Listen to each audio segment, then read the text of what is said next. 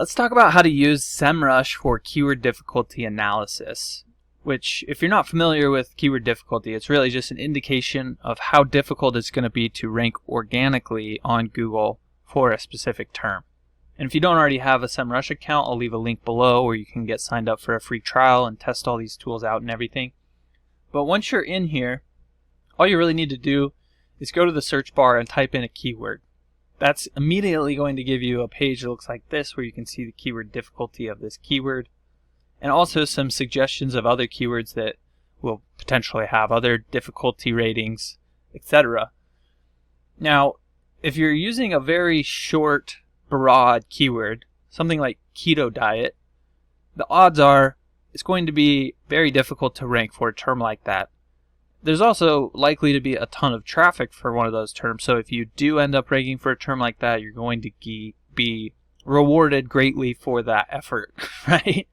However, a lot of people don't have the time, money, energy, and resources in order to go after a keyword like keto diet, right? So the sites that rank for this term are like healthline.com, which gets, I think, billions of visitors a month. Same with WebMD, right? These are like Harvard. These are pretty established websites. Probably going to be pretty difficult to outrank those no matter what you do.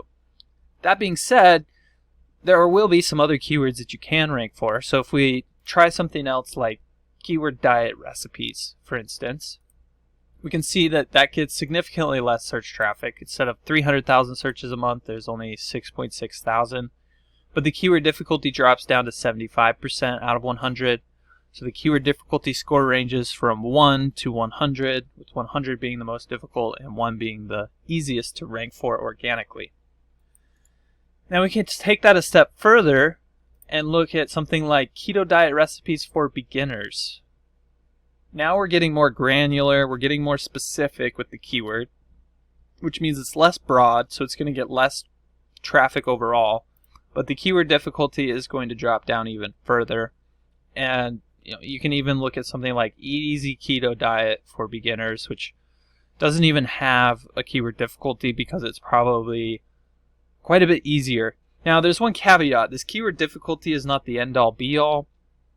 It does give you kind of an indication of what you're going to need, like you need at least 82 referring domains and optimized content in order to compete for a keyword like this, which is not a huge stretch for a lot of companies and businesses and websites and stuff, right?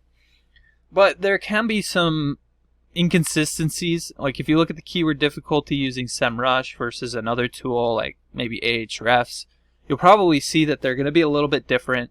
So I always say, that you should give it maybe a 30% variance. So it might be 30% easier or 30% more difficult than what it's actually saying here. So it's not going to be 100% accurate. It's just using data that it has in order to calculate.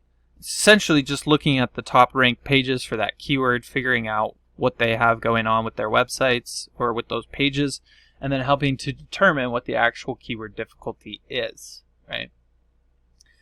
There's also a way, if we just start back with the most broad keyword here, keto diet, and we click view all keywords. These are the keyword ideas that it's giving us in relation to keto diet. I probably need to go on a keyword diet. But there's a whole bunch of terms here, and we can see that there's varying difficulty for these terms. The easiest thing to do, in my opinion, is to use the filters to find the keyword difficulty that you're looking for. So if you're trying to go after something that's super difficult, just select that.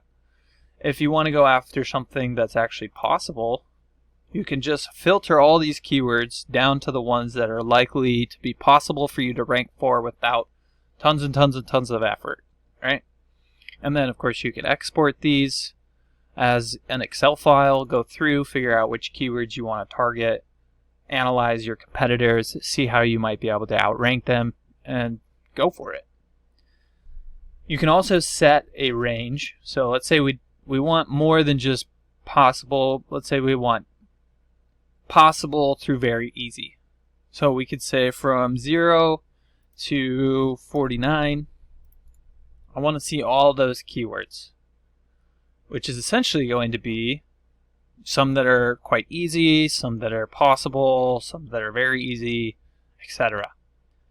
Here's one that's going to be very easy, and you can see the more long tail, meaning the more terms in the search keyword, usually the easier it's going to be. Now that's not always the case, like this one still showing as possible instead of very easy, but that's typically the trend that you will see with that, right? Now, Semrush doesn't just stop there. There's all sorts of other helpful information, like seeing the intent behind the keyword. So if you're writing a blog, that's going to be informational in nature. So you're probably going to want to target terms that are informational in their intent, meaning when somebody searches for keto diet before and after, they're wanting to see information about what that means, what that looks like, etc. Whereas if somebody's looking for keto diet plan free PDF, they're actually in more of a commercial mindset. Same with keto 2.0 diet. That's probably a specific diet that you can buy books on and all sorts of different stuff, right? And knowing the intent behind these search terms can be extremely valuable when you're going about creating the content and trying to rank. It's going to give you a better opportunity to rank for these keywords that are a little bit more difficult, like in the possible range, that sort of thing. So that's sort of a brief overview of how keyword difficulty works. If there's any sort of questions that you have in relation to using Semrush for keyword difficulty analysis or anything of that nature, don't hesitate to reach out. You can just drop your questions in the comment section down below, and I'll be sure to get back to them there.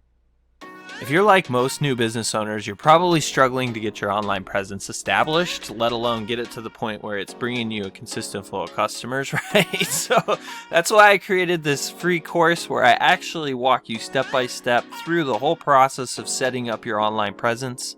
This is the same process we've been using for our clients for over a decade in one of my agencies.